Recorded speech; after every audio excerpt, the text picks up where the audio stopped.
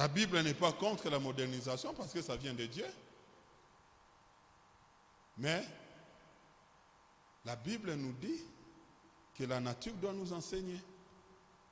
Et regardons à gauche et à droite, ne suivons pas le monde, suivons Jésus-Christ. Ce que nous devons faire, faisons-le, mais faisons-le proprement pour la gloire de Dieu. Pour la gloire de Dieu. Vous savez qu'à Kin, peut-être que si ça ne se fait pas encore, on commence à louer des frères dans des églises. Ils sont des frères pour jouer aux instruments. On les loue. C'est ça leur vie. Ce n'est plus Christ, c'est leur travail. Même ici. Ah, que Dieu nous pardonne. Alléluia. On doit te payer pour servir ton Dieu. Voilà où le monde nous amène. Écoutez, ce n'est que le début de ces choses. Quand vous allez à l'étranger, en Europe, le diable a amené déjà un système. Les dimanches, les églises sont vides. Vite, vous allez vite. C'est quoi? Ils sont au travail. C'est les dimanches qu'on ajoute 2 heures où on paye vite beaucoup si tu travailles les dimanches. Et les gens prennent 2 heures parce qu'ils ont besoin d'argent. Et les autres qui ont le travail normal, ils ont travaillé la semaine, ils sont fatigués, ils vont dans des campagnes se reposer. Ceux qui cherchent le boulot, ils viennent faire les remplacements les dimanches. Et tous les frères zélés qui étaient ici en Afrique, lorsqu'ils se retrouvent là-bas, ils commencent à faire le job les dimanches. Les ministères foutus enterrés. Ça va arriver ici. Vous allez commencer à chercher des frères, sœurs, il n'est pas là. Il est au travail. Le sabbat est détruit. Le jour du Seigneur n'a plus son importance, n'a plus sa valeur. Pourquoi?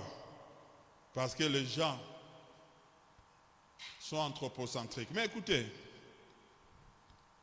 Paul nous dit dans 2 Timothée 3, verset 16, toute écriture est inspirée de Dieu et utile pour enseigner, pour convaincre, pour corriger, pour instruire dans la justice.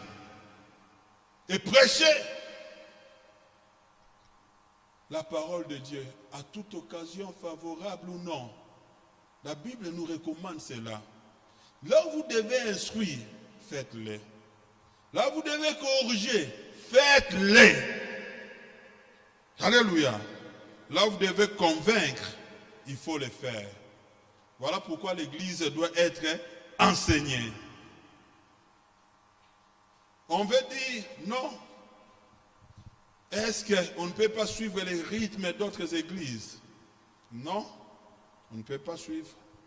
Si on va rester à 2, on restera à 2, pourvu que Jésus soit là. On ne va pas se corrompre. Il n'y aura pas de compromission dans les ministères. Il viendra prendre une église vierge, pure, sans tache, sans ride. Et j'aimerais que cette église-là soit préparée pour l'enlèvement. Et si nous savons que le Seigneur nous a appelés pour ces choses, soyons avec Dieu. N'est-ce pas? Le psaume 115, verset 3 nous dit, notre Dieu est aux cieux, au ciel, il fait tout ce qu'il veut. Oui, il permet ces choses. Tu vas me dire, papa, pourquoi Dieu n'arrête pas ces choses? Il ne va pas arrêter. Il ne va pas arrêter cela. Mais il dit ceci, dans Matthieu 7, je vais terminer par là, pour donner le temps au messager du jour, le prédicateur. Je vais arrêter mon enseignement. J'ai enseigné pendant combien de minutes? Pardon? Déjà? Waouh! Ok, gloire au Seigneur. Je pensais que j'ai fait 5 minutes à la chair. Bon, c'est de l'abondance du cœur que la bouche parle. Dans Matthieu 7, à partir du verset 20, Jésus dit, nous parle comment on doit reconnaître. Le verset 20 dit, c'est donc à leurs fruits que vous allez les reconnaître. Observez les hommes de Dieu, observez les églises. Vous aurez si Jésus est là ou n'est pas là. Ne soyez pas les bilandalanda, les suiveurs. Laissez, peuple de Dieu. Ne suivez pas le mouvement, ne suivez pas les masses. Ne suivez pas les prophéties, les guérisons, les signes. Ne suivez pas ces choses. Regardez les gens, vous saurez si Christ est là ou Christ n'est pas là. Jésus dit au verset 21 de Matthieu 7, ceux qui me disent Seigneur, Seigneur, n'entreront pas tous dans le royaume des cieux. Vous comprenez? Donc, même si tu cries, tu dis, Jésus dit, vous tous là. Là, c'est le maître qui parle. Il continue en disant, mais c'est lui-là seul qui fait la volonté de mon Père qui est dans les cieux. C'est lui-là seul. C'est lui-là seul. Donc ce n'est pas un mouvement de masse, l'église. Parce que mon ami est parti, moi aussi je pars. Parce que j'étais attaché au pasteur Michel, le pasteur Michel part, moi aussi je pars avec le pasteur Michel. Parce que c'est quelqu'un de notre village, je dois le suivre. Parce que c'est l'église de notre tribu, je dois aller adorer là-bas. Dieu n'est pas dans les tribus, Dieu n'est pas dans des groupes, dans des amitiés. Celle qui fait la volonté du Père, c'est celui-là qui entrera dans le royaume des cieux. Peuple de Dieu, faisons la volonté de Dieu. Rentrons et examinons-nous. Soyons les personnes qui ont réellement Christ dans leur vie. Mais Jésus dit au verset 22, j'aime cette parole. Plusieurs me diront à ce jour-là, quand ils n'entreront pas, nous venons nous tous pour, pasteur, évangéliste, diacre, chantre, protocole. Non, pas toi, et pasteur, pas toi, évangéliste, pas toi, le président de cet département, pas toi. Les personnes qu'on négligeait, qu'on pensait qu'ils n'ont pas d'onction, on voit les portes s'ouvrir, c'est eux qui entrent. Le verset 22. Le Seigneur est là debout, parce qu'on le verra. Amen. La Bible dit tous les verra. Arrivé là-bas, le verset 22 nous dit, plusieurs me diront, là c'est Jésus qui dit, à ce jour-là, Seigneur, Seigneur, n'avons-nous pas prophétisé par ton nom? Waouh! Cela veut dire quoi? Ils ont prophétisé. La Bible dit, n'avons-nous pas chassé les démons à ton nom? Ils ont délivré. Et n'avons-nous pas fait beaucoup de miracles par ton nom? Ils ont fait des miracles. C'est ça les églises que nous voyons partout. Les églises prophétiques. Les églises où quand on te fait comme ça, tu tombes. Ça c'est fait. Ça c'est fait. Il y a une des choristes au Zimbabwe qui ne croyait pas à ces choses. Dit c'est la magie. Papa, moi je quitte vos églises ici, c'est la magie. Je l'ai tenu à la main et j'ai dit, Seigneur, fais quelque chose dans sa vie. On était dans la prière, nuit de prière. Et pendant qu'il y avait des mouvements, des manifestations, j'ai dit au serviteur, venez prier et je l'ai appelé. Il suffisait qu'il touche comme ça la personne par terre. Touche comme ça la personne par terre. Et à l'avance comme ça, les démons reculent, commencent à crier. Et puis à la fin, je l'ai regardé. Est-ce que tu as les fétiches pour faire ça? Non. C'est la grâce de Dieu. Dieu le fait. Mais cela ne veut pas dire que tu es sauvé. Quand ça passe par toi. Non! Cela ne veut pas dire que tu es sauvé. Les impudiques le font. Les magiciens le font. Les menteurs le font. Les sorciers le font.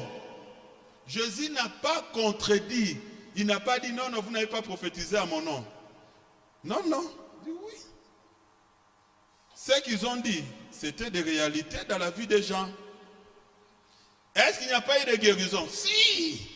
Ils ont prié pour les gens étaient guéris. Par son nom. Jésus n'a pas nié. Il n'a pas nié que les gens ont été délivrés par son nom. Parce qu'il permet ces choses pour la foi des personnes qui sont dans les besoins. Mais Jésus sait que tu n'es pas en ordre avec lui. Tu n'es pas sincère. Tu n'es pas sauvé. Ne gonfle pas parce que tu vois des manifestations de signes. L'église aujourd'hui s'est limitée au niveau des signes.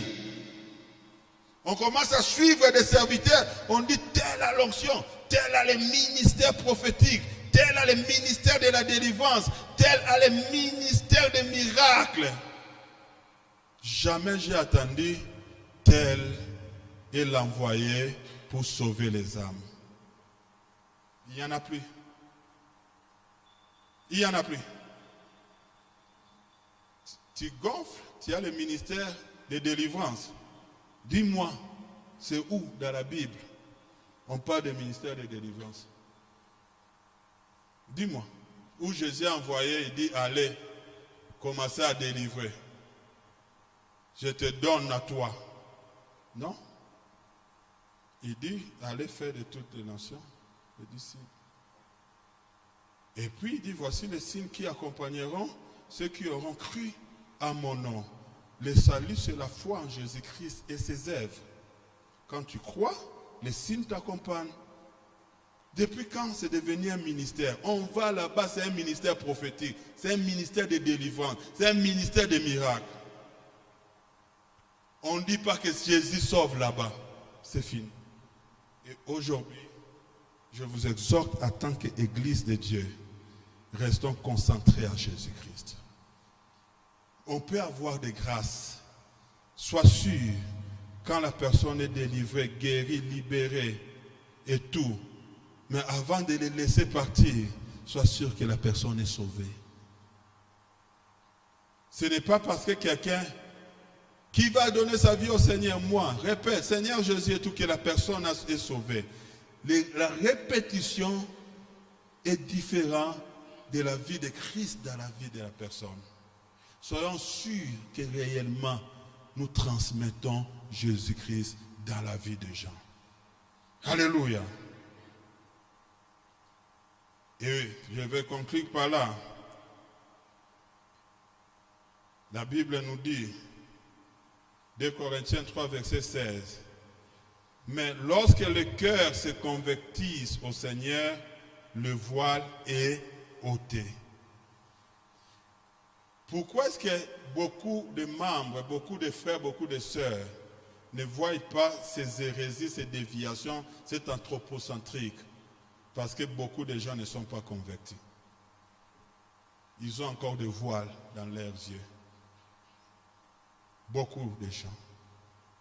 Je prie ce soir, au nom du Seigneur Jésus-Christ, que le voile soit ôté dans ta vie.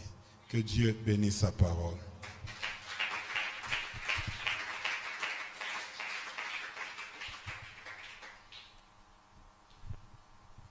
Amen, amen. Bien-aimé, tu vas apprêter ton offrande et nous appelons aussi Papa pour la bénédiction de nos offrandes. Nous profitons aussi pour ces moments pour rappeler notre programme de dimanche. Dimanche, déjà, c'est la fête de Pâques. Nous allons nous retrouver ici à partir de 8h. Et puis, l'accoutrement, c'est le blanc-blanc, dans la couleur de la résurrection. Donc, nous serons là à 8h, de 8h à 11h30. Nous rappelons aussi les programmes de culte du matin. Ça va déjà reprendre ce lundi. Ceux-là qui sont aux environs, ceux-là qui partent au travail, vous pouvez vous retrouver ici à partir de 6 heures déjà. Le culte commence et à 7 heures ça prend fin.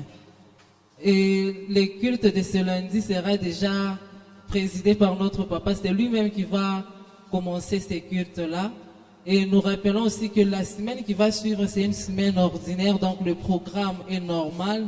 Nous allons nous retrouver à partir du mardi de 16h à 18h et puis nous sommes là le vendredi pour notre journée de mise à part de 16h à 18h.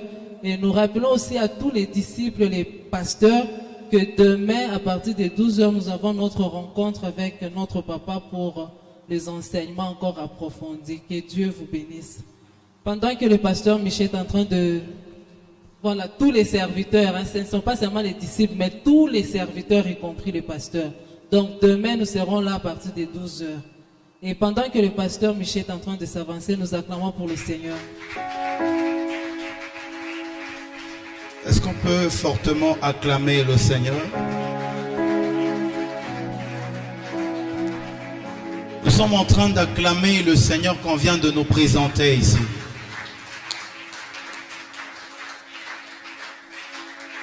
Vas-y. Nous sommes en train d'acclamer Jésus. Bien-aimé, est-ce que tu peux commencer à l'acclamer? Alors que tu l'acclames, tu es en train de l'élever. Nous sommes en train d'élever l'agneau pascal.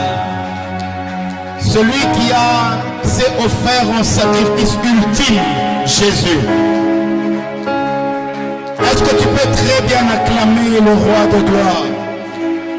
My God. Que Dieu nous bénisse abondamment.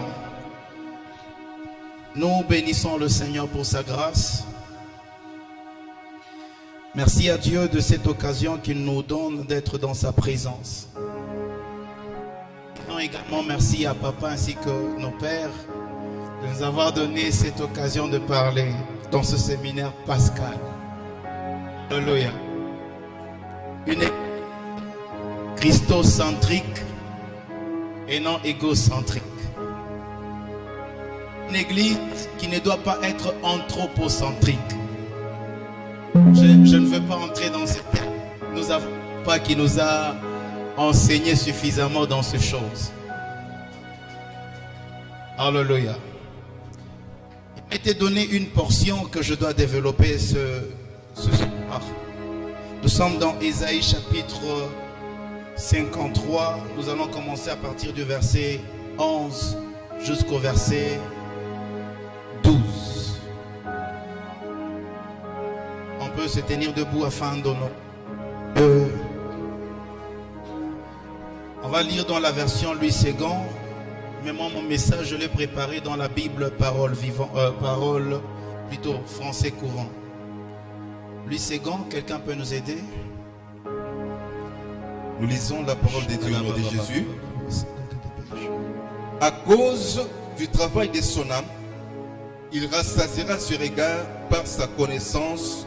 Mon serviteur juste justifiera beaucoup d'hommes. Et il se chargera de leurs iniquités. 12. Okay. C'est pourquoi je lui donnerai sa part avec les grands. Je lui donnerai sa part avec les grands. Il partagera le butin avec les puissants. Il partagera son butin avec les puissants. Parce qu'il s'est livré lui-même à la mort. Okay. Et qu'il a été mis au nombre des malfaiteurs. Parce qu'il a porté le péché de beaucoup d'hommes. Et qu'il a intercédé pour les coupables. Amen. Amen. Est-ce qu'on peut fortement acclamer la parole de l'Éternel? Bien-aimé, il partagera son butin avec les grands. On est en train de parler de Jésus. Ésaïe 53 est un des apocalyptiques qui présente Jésus-Christ comme un serviteur souffrant, mais à la fin glorifié. C'est parmi les rares versets qui présentent Dieu, Christ en tant qu'homme, mais aussi en tant qu'homme glorifié par Dieu à la fin de sa mission. Alléluia. Et ici, Ésaïe est en train de parler de Jésus. Vous savez, dans le domaine prophétique, il y a les yeux de derrière il y a les yeux de devant. Il y a des prophètes qui ont prophétisé le commencement. Et il y en a aussi ceux qui ont eu la grâce de voir la fin des choses. Et dans ce séminaire pascal, nous voulons présenter Jésus. Et si tu veux présenter Jésus, tu n'as pas besoin d'abord de te focaliser autour de ce qu'il a dit. Tu peux aussi se focaliser autour de ce qu'il a fait pour toi en particulier. Alléluia. La femme samaritaine n'a pas attendu de grands séminaires. Elle est allée prêcher avec ce que Jésus lui avait dit. Venez entendre un prophète qui m'a parlé sur ma vie. Je décrète et je prophétise ce soir. Les choses que Dieu a faites pour toi constitueront un dépôt que tu présenteras à ceux qui ont besoin de voir Jésus. Une église christocentrique, c'est une église qui s'oublie soi-même et qui présente Christ à travers ce qu'elle fait. Une église christocentrique, c'est une église qui respecte l'intérêt de Christ. Est-ce que dans ce que tu fais, il y a l'intérêt de Jésus? Dis d'abord à ton voisin, est-ce qu'il y a l'intérêt de Jésus dans ce que tu fais? Il partagera son butin avec les grands. J'aimerais dire à quelqu'un, lorsque le prophète est en train de dire ça, il n'est pas en train de faire monter Jésus au même rang que les grands. Non, non, non, non, non, non. Ce n'est pas un comparatif. En principe, le verset est en train de dire ceci. Parce qu'il a accepté de s'humilier, sa place ne sera pas seulement devant les grands, non. Mais les grands vont l'imiter pour devenir grands. C'est-à-dire, on est en train de le faire devenir modèle de ceux qui veulent influencer. Une église christocentrique, c'est une église qui a le regard fixé sur Jésus.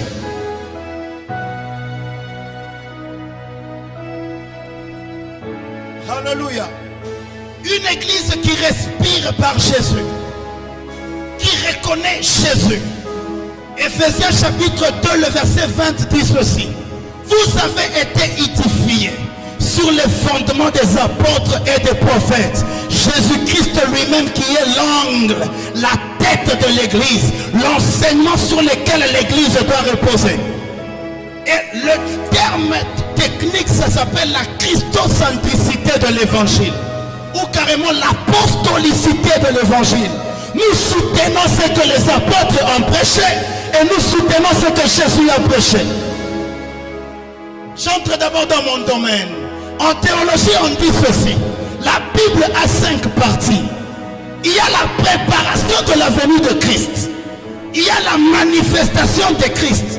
Il y a la propagation de Christ. Il y a l'explication de Christ. Et il y a l'achèvement de l'œuvre de Christ. Toute la Bible parle de Jésus et l'œuvre de la rédemption. Dans ce moment-là, quand tu te tiens à la chair, si tu veux présenter quelqu'un d'autre, on se pose la question, cet enseignement, tu le tires d'où? Parce que toute la Bible, dans tous les versets, il y a Jésus. Dis avec moi, il y a Jésus.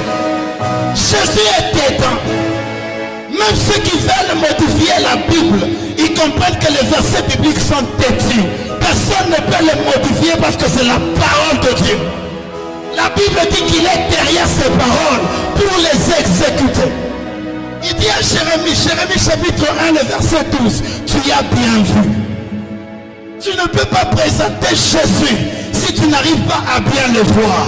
C'est comme ça, il dit à la femme samaritaine, vous adorez ce que vous ne connaissez pas. Et ce que tu ne connais pas, tu vas mal les présenter. Heureusement, nous avons reçu la grâce. À Good Seed, on nous a prêché Jésus. Jésus-Christ mort et ressuscité. Aujourd'hui, dans le symbolisme spirituel, c'est une chose terrible qui est en train de se passer. J'aimerais d'abord ouvrir une parenthèse. On ne célèbre pas la Pâque parce que c'est le calendrier romain. Non, non, non, non. On célèbre la Pâque parce que la Pâque vient de l'instauration que Christ lui-même avait faite dans l'ancien temps. Lorsque vous lisez Exode chapitre 11, Dieu est en train de dire à Moïse ceci. Ce jour sera pour vous le premier de tous les jours.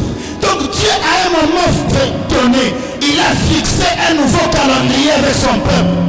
Et Et la Pâque signifie quoi? C'est le nouvel an pour les Juifs. C'est-à-dire quoi? Parce qu'elle est célébrée une fois l'année. Quand la Pâque commence, c'est-à-dire Dieu prend la décision dans le monde spirituel d'ouvrir une nouvelle saison pour son Église. Les expériences que vous avez connues hier ne seront plus les mêmes avec la prochaine Pâque. Pourquoi? Parce qu'à chaque intervalle de Pâque, il y a une dimension spirituelle qui change. Je déclare et je prophétise sur l'assemblée de Dieu une nouvelle saison dans votre vie.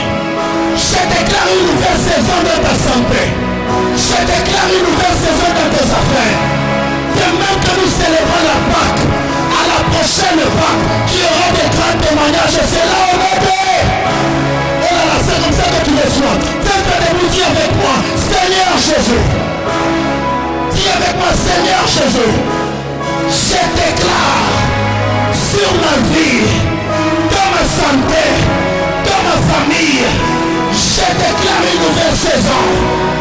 Je déclare une nouvelle saison. Une saison de montée, une saison de succès, une saison de réussite, une saison de l'évangile vrai. Commence à déclarer cela pendant une minute. Prie dans le nom de Jésus.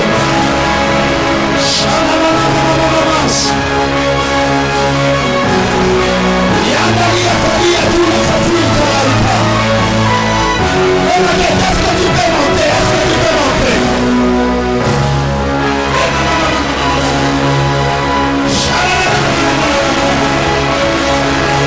Une nouvelle dimension, une nouvelle saison, une nouvelle saison. Tout ce qui domine sous toi doit tomber parce que c'est une nouvelle saison. Même sur l'église, une nouvelle saison.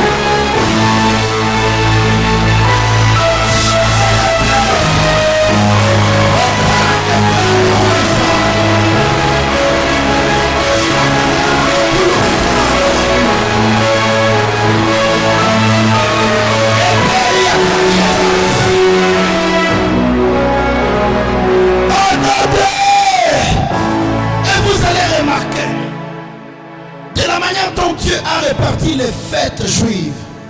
La première fête, c'est la fête des Pâques. Et la Pâque est intervenue dans quel contexte? Dans le contexte de la délivrance. C'est comme ça que c'est difficile de dissocier la Pâque de la délivrance. Dans Exode chapitre 11, Dieu est en train de parler à Moïse en lui disant ceci: je frapperai encore Égypte d'une autre plaie. Mais pour que cette plaie soit effective, on doit entrer dans le symbolisme. Le symbolisme chrétien, le symbolisme spirituel. Il dit, vous devez tuer l'agneau. Mais j'ai compris une chose. La Pâque n'a pas commencé avec Moïse. Non. La Pâque avait déjà commencé même avant Moïse. Car la Pâque, c'est là. Tuer un agneau afin de délivrer la vie de quelqu'un. C'est comme ça que l'apôtre Paul est en train de dire, Christ, notre Pâque, a été immolé. Donc la Pâque, c'est un symbolisme qui a été manifesté dans le Nouveau Testament. De l'agneau qu'on avait tué en Exode chapitre 12. Il s'est manifesté lui-même et il est mort. Mais une chose qui m'étonne, c'est que bien avant que Dieu parle de la Pâque à l'homme, il a commencé à parler à la Pâque au diable. Je vais m'expliquer. Alors que Dieu est en train de parler au serpent, il dit au serpent, la postérité de la femme t'écrasera la tête. Et toi, tu lui mordras l'œil. Or, la postérité de la femme, c'est Jésus. Notre agneau pascal. C'est-à-dire, Dieu est en train de dévoiler son plan à celui qui va contrecarrer ce plan-là. Mais ce qui m'étonne, c'est que malgré sa puissance de contrecarrer, il n'a pas empêché à Jésus d'entrer. techniques de combat pour bien affaiblir ton ennemi. Il ne faut pas dévoiler ton plan. Mais lui il dévoile. Pourquoi il dévoile? Parce que celui qui cache, c'est quelqu'un qui a la facilité de mentir. Lui il dit la vérité. Ce qu'il dit c'est ce qu'il fait. Et personne ne peut l'empêcher. Je déclare et je prophétise. Toutes les paroles que le Seigneur t'a dites en public, Dieu va les exécuter. Malgré la présence des sorciers, ils ne feront rien. Et c'est là où on paie. En lui, il n'y a pas de changement, ni d'ombre de variation. Quand il dit, il les déclare. Il parle au diable et dit, c'est pour un temps que tu vas dominer. Car Isaïe dira plus tard, un fils, un enfant, la domination. Oh, il n'y a pas de bon moment où l'église est dangereuse comme le temps de la Pâque. Le temps de la Pâque, c'est là nous expérimentons la mystique chrétienne. Je vais m'expliquer, ça ce sont nos choses. Dis avec moi, ça ce sont nos choses. Il n'y a pas plus sorcier que les véritables chrétiens. Il n'y a pas plus puissant dans le monde qu'un véritable chrétien. Il a la capacité de changer ce que le monde des ténèbres a déclaré. Un pasteur en Nigeria a dit ceci. C'est l'archibishop Benson Idahosa. Il dit un jour, il voit dans le journal qu'il y aura une réunion de 980 sorciers, grands sorciers dans sa contrée. Il dit, là où moi j'habite, une réunion de sorciers, je ne l'admets pas. Il réplique dans le journal, il dit, écrivez, dites-leur que cette réunion ne se tiendra pas. Les sorciers répliquent, il dit, même ton Dieu n'empêchera pas cette réunion de se faire. Maintenant, il était dans une émission. Le journaliste lui pose une question très pendante. Il dit, mais on a dit que même ton Dieu ne saura pas empêcher à cette réunion de pouvoir se faire. Il a dit, ils ont raison. Lorsqu'il a répondu, il dit, ils ont raison. Le journaliste a été ahuri. Il a été étonné, il dit, mais comment tu leur donnes raison? Il dit, il y a des choses que Dieu peut faire. Il y a des choses que lui a confiance que parce que moi je suis là, je vais les représenter valablement. Dieu n'a pas besoin de se fatiguer en descendant. Moi je suis là. Il dit, Dieu qui reste au ciel, il sait que sur la terre, il y a quelqu'un qui est capable de mettre fin à cette réunion. Parce que moi je suis dans cette ville, cette réunion ne se tiendra pas. Et cette réunion ne s'était pas tenue. Parce qu'un homme de Dieu s'était levé et il avait déclaré. Il ne le fait plus en son propre nom pour ne pas être égocentrique. Non, il a parlé au nom de...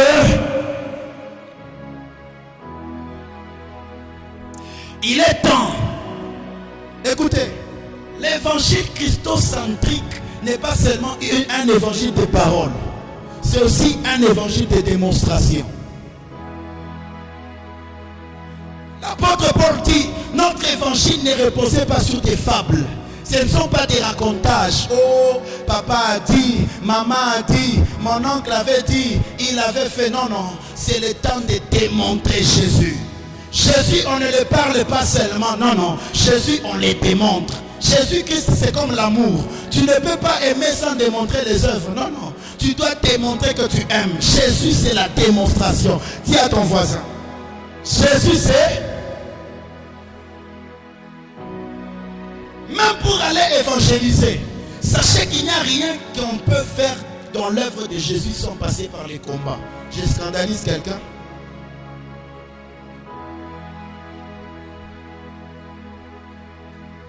Mais moi, mon problème, c'est quoi? Oh, acclamons Jésus.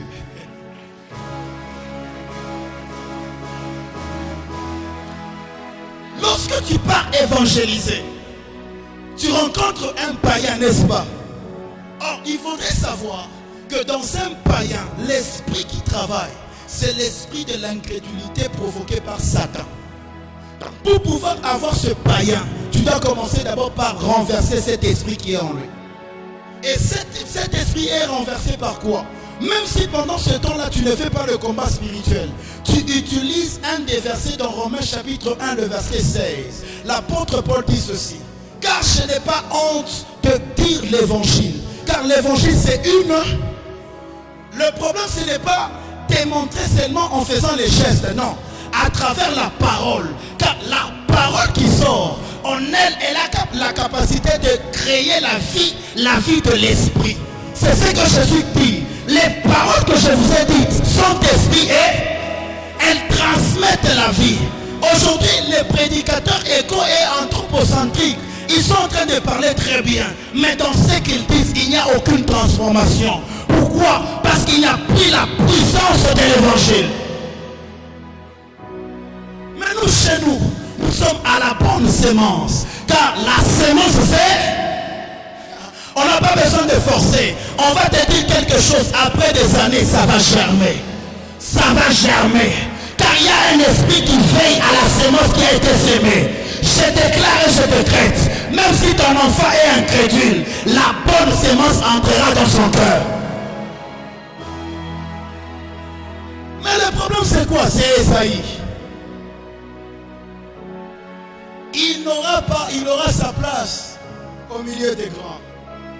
Mais avant qu'il n'ait cette place, il doit commencer d'abord par Esaïe chapitre 1, plutôt 53, le verset 1. On le montre comme un serviteur qui souffre. Un serviteur apparemment faible. Mais alors que dans cette faiblesse, il y avait quelque chose qui s'est passé. Il y avait quelque chose qui se passait. Il fallait que la prophétie de Genèse chapitre 3, le verset 15 s'accomplisse. Le diable devait mordre Jésus-Christ. Je me suis posé une question, papa. La simple manière de manifester que tu es plus fort que ton ennemi, c'est lorsque vous finissez de combattre, toi tu n'as aucun signe de frappe. Pasteur David, tenez-vous d'abord debout. Je vais prendre un exemple avec tout le respect que je vous donne. Lorsque vous remarquez la simple manière que le pasteur David peut vous démontrer qu'il est fort, c'est qu'il me tape. Moi j'ai le sang qui coule partout, les yeux gonflés, et lui il est intact sans que rien ne lui arrive. C'est ça, n'est-ce pas? Même quand vous venez, vous allez dire que le pasteur Michel a été, parce que vous savez, il a tapé, il a frappé, il a rossé, il a aussi tabassé. Mais ce qui est encore plus ridicule, c'est quand on te tape. C'est-à-dire tu n'as même pas la force de répliquer. Donc la simple manière de manifester qu'il est plus fort que moi, c'est quand il me tape, mais lui est intact. Or, le rapport de puissance entre Jésus et le diable, Jésus est plus supérieur, même pas comparable au diable. Le diable, c'est sa créature. Mais comment il peut toucher le Créateur? Jusqu'au point où le Créateur était obligé de montrer à Philippe, à Thomas, les plaies. Pasteur, assis-toi. Merci beaucoup.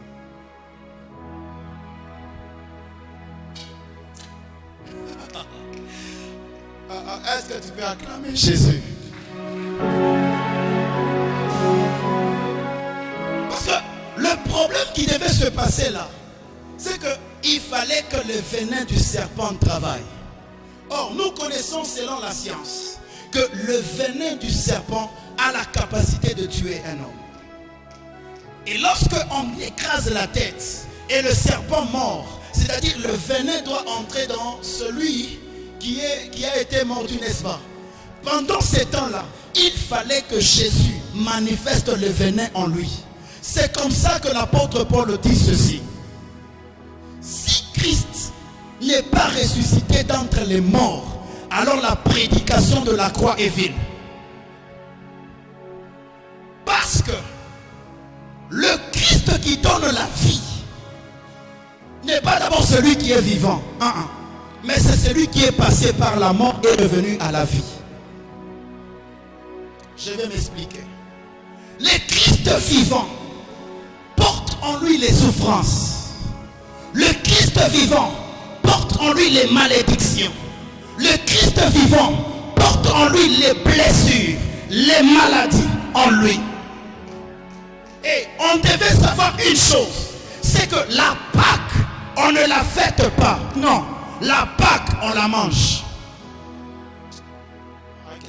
quelqu'un me comprend? Dans le jardin d'Éden, Jésus a commencé la première opération. Parce qu'on ne peut pas manger l'agneau avec la peau. Non. L'agneau, on mange la chair. Il a commencé d'abord par enlever la peau de l'agneau en couvrant la nudité de celui qui avait péché. Mais il a réservé la chair. Il n'a pas donné la chair à Adam pour manger en disant vous avez péché, mangez l'agneau. Non, il a seulement enlevé la peau. Car chaque chose a son temps. La peau couvre la nudité, mais la chair donne la vie de Jésus. Or, pour manger la chair, il faudrait se rassurer que cette chair-là n'est pas infecte. Lorsque tu manges une nourriture qui a été infectée par la morsure du serpent, tu finis par mourir comme la nourriture là qui était morte. C'est comme ça que Jésus devait d'abord passer par la mort. Car la mort, c'est... La mort de Jésus, c'est comme qui dirait, son corps s'est transformé en ce qui était d'abominable. C'est là que le verset dit, lui qui n'avait jamais connu de péché, lui qui n'avait jamais commis de péché, Dieu l'a fait devenir péché. Le corps qui était en Christ, c'était le corps qui avait absorbé tout le venin du serpent. C'est comme ça que la Bible dit, il anéantira le serpent. Anéantir, ça signifie quoi? Dans le terme hébraïque, c'est-à-dire vider de sa substance. Alléluia. Lorsqu'il a terminé de vider de sa substance, il est mort. C'est pourquoi quand il est ressuscité, lorsqu'on voulait le toucher, Jésus a dit, ne me touche pas. Car ce corps-là avait maintenant la capacité de transmettre la vie. C'est pourquoi la Bible dit, après, il leur a dit maintenant de promesses, ne vous éloignez pas de Jérusalem, car bientôt je vous enverrai un esprit qui vivifiera vos membres et vous deviendrez maintenant comme moi. Car il est passé par la mort. La mort, c'est-à-dire, il a englouti tout ce qui nous compliquait. C'est là que la Bible dit. Il a effacé l'acte dont les ordonnances nous condamnaient. Dans la version parole vivante, il a dit, il a triomphé d'eux en les tirant derrière son char triomphal. Après 3 jours, Jésus-Christ est levé. En réalité, les gens me pensaient que Jésus-Christ est devenu puissant à partir de sa résurrection. Non, c'est dans sa mort qu'il a commencé son opération. Car la Bible dit, lorsqu'il mourait, les sépulcres des saints s'ouvrirent et les saints rentrèrent à la vie. Et pendant cette opération, c'est là que les psaumes disent, quel est le roi de gloire qui avance là? C'est là que maintenant la Bible va dire, dans les prophétiques, dans les télim, c'est-à-dire les chants prophétiques, il dit porte. Car les portes inférieures n'avaient pas le niveau de Dieu. Il fallait que ça s'élève pour que Jésus passe. Je déclare et je décrète, les portes qui étaient inférieures vont s'élever, car Jésus doit faire son entrée avec toi. Et ce n'était pas seulement une porte. Chaque porte avait quelque chose qu'on remettait à Jésus.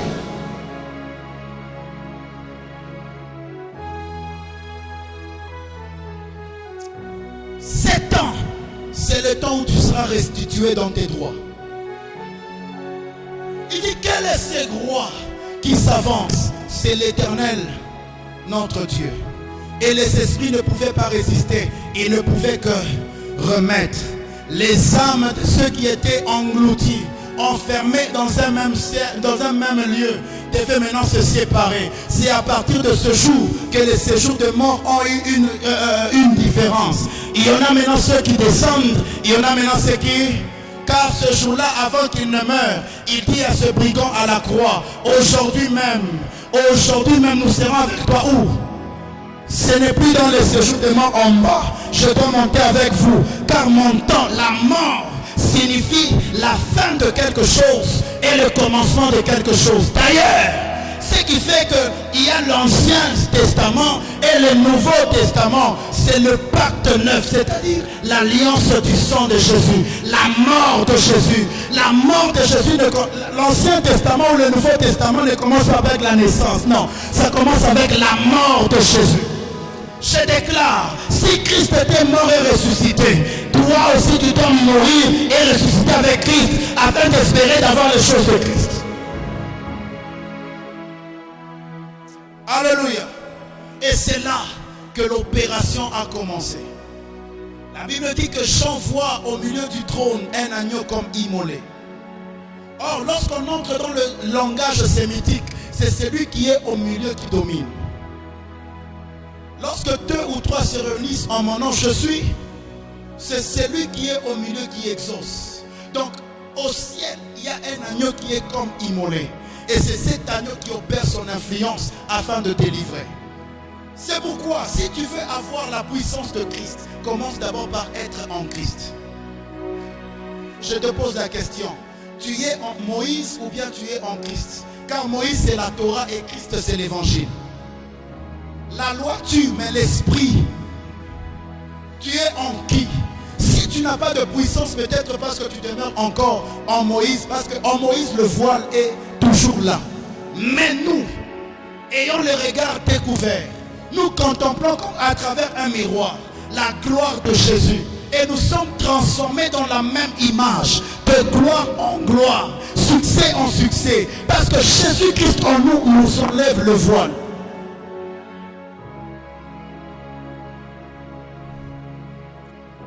C'est pourquoi le Christ doit être prêché. Sans honte, sans crainte. Tu n'as pas besoin de te poser la question, qu'est-ce qui va se passer? C'est le propriétaire de l'œuvre. Toi fais, lui il va faire son compte. C'est pourquoi lui-même il dit, mon Père agit. Parce que j'ai foi que mon Père agit. Qu'est-ce que moi je vais faire? J'agis aussi. Agissons dans le champ de bataille. Agissons dans l'évangile. Même s'il y a les malades, comme je suis Pierre, Paul a dit mon père à Timothée, mais Timothée estomac avec Faneni. Il faut qu'on ait au calor, tu vas atténuer l'estomac. Mais lui était puissant.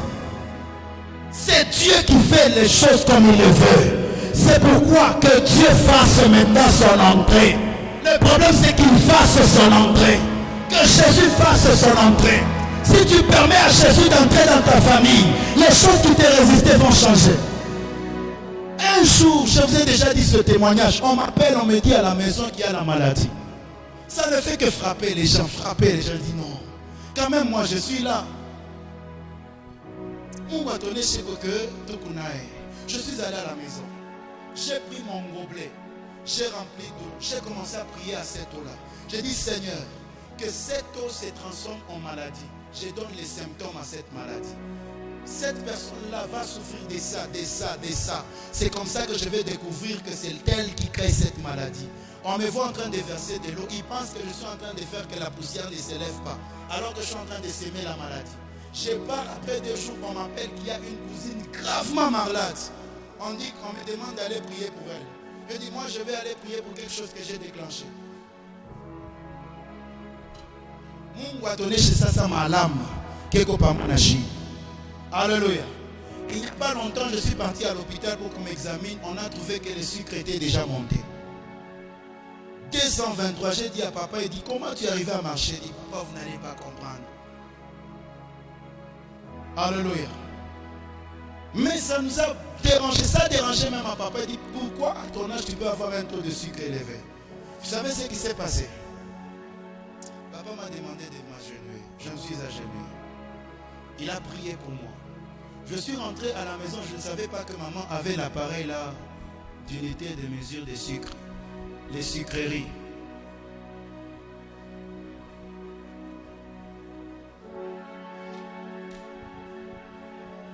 Il a pris les sucremètres, les sucreries. Il a essayé, elle a essayé.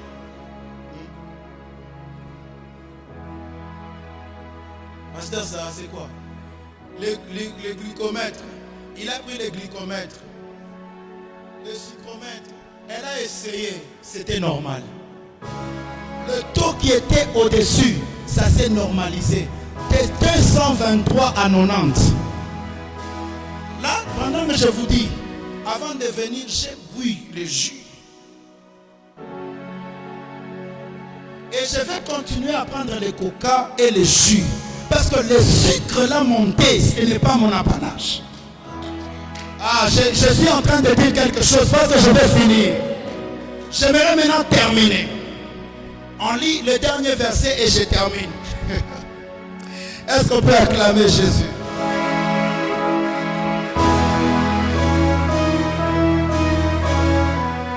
Écoutez ce que la Bible dit.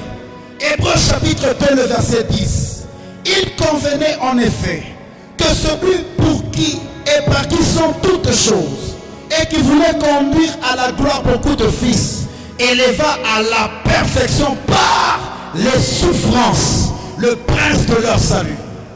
L'objectif de Ésaïe chapitre 53, on doit élever d'abord un prince qui souffre pour que ce prince-là soit exemple de ceux qui vont le conduire. C'est comme ça que l'apôtre Paul dit: j'ai achevé les souffrances de Christ dans ma chair.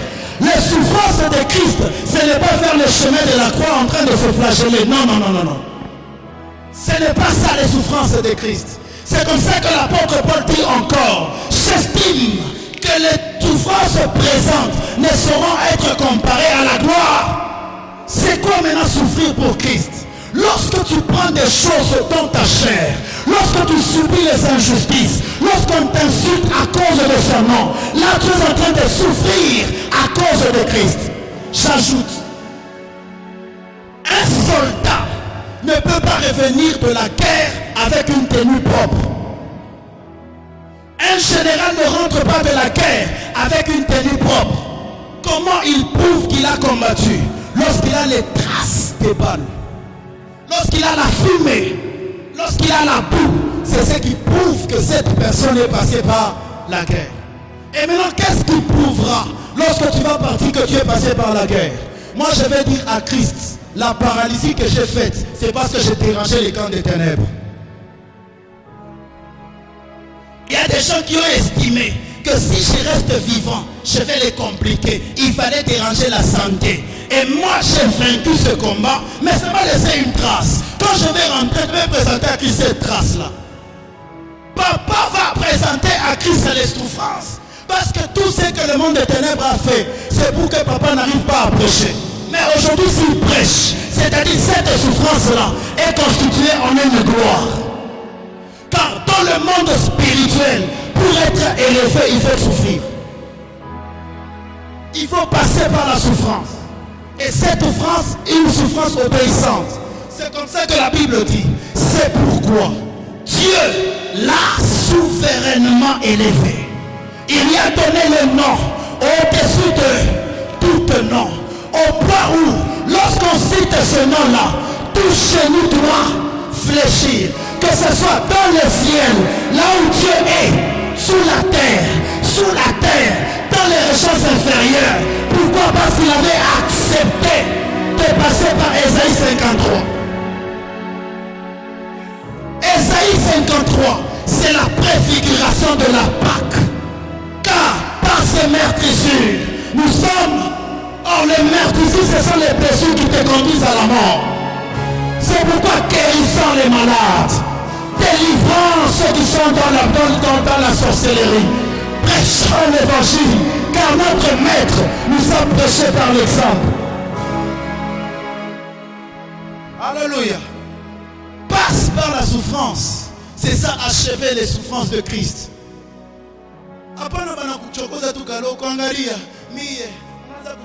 Frère, passe par la souffrance. Dans un temps où tu te poses la question, Seigneur, est-ce que je vais revenir à la vie? Lorsque j'avais la paralysie, j'avais fait une prière à Dieu. Seigneur, si je vois demain, je vais te bénir. Je vous ai déjà dit comment le diable m'avait aidé à précipiter la mort, n'est-ce pas? J'ai pas parlé au pasteur François, il me dit, mais je viens d'enterrer une maman qui est morte de cette maladie. J'ai dit, hey, moi aussi j'ai peur. On ne va pas t'enterrer. Ce qui a tué les autres, c'est les autres. Toi, tu as l'agneau pascal en toi. Tu manges la chair de Christ. Attention, lorsque Christ est mort, il est ressuscité. C'est alors qu'il leur a dit, faites ceci en mémoire d'eux. Parce qu'on ne pouvait pas les manger alors qu'il était encore vivant. En lui, il y avait les venins qui pouvaient tuer. Mais quand il est revenu à la vie, il est revenu avec un corps sain qui n'a pas de venin. Un pain qui est préparé. C'est comme ça qu'il a dit, maintenant je suis le pain de vie. Celui qui me mangera n'aura plus faim. Il aura la vie, bien combien même il mourra. Il passera parce que lui a vaincu la mort. Est-ce qu'on peut acclamer Jésus?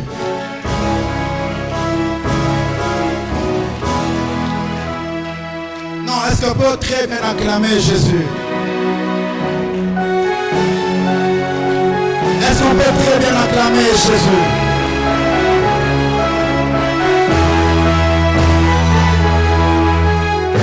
Pour aujourd'hui, je termine ici.